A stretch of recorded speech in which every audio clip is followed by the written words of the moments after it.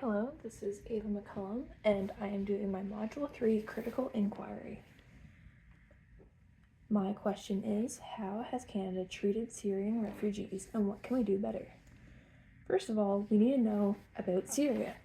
So it is a unitary system. Syria functions more like an autocratic and authoritarian regime.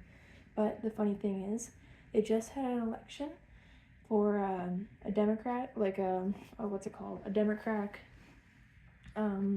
leader. So it will be changing soon, but not yet. They elected their leader, but as you know, the election, right when the election happens, doesn't mean everything changes.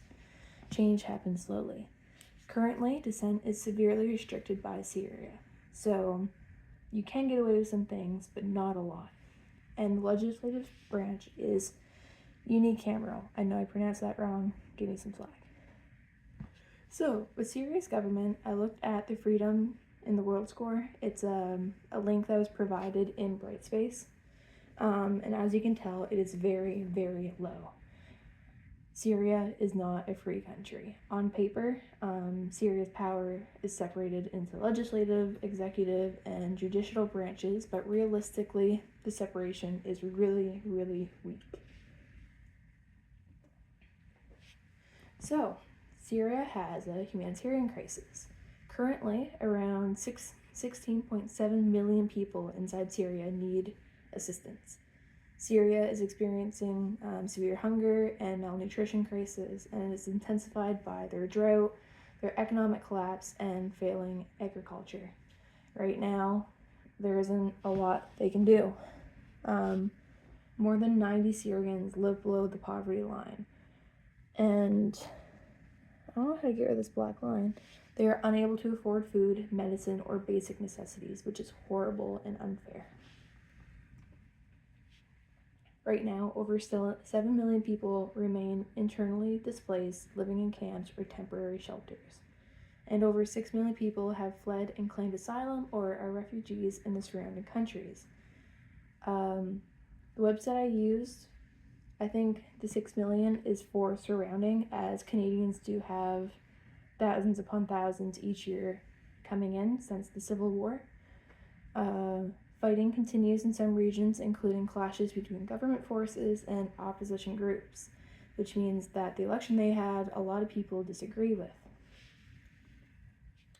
Syrian refugees. The Syrian Civil War began in 2011 and continues on. Syrian refugees can be found around the world. Most reside in neighboring countries, including Turkey, Lebanon, and Jordan. In 2024, over 21,000 refugees entered Canada with government support. Here is a bar graph showing Syrian refugees. This is from Statistica. I have a works cited page with all my information. You can see that later.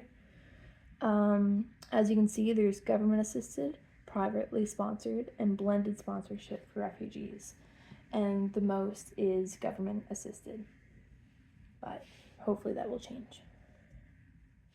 Okay, Canada's assistance. This is where it gets juicy. In 2024, Global Affairs Canada announced that Canada will be donating $55.4 million to Syria and neighboring countries.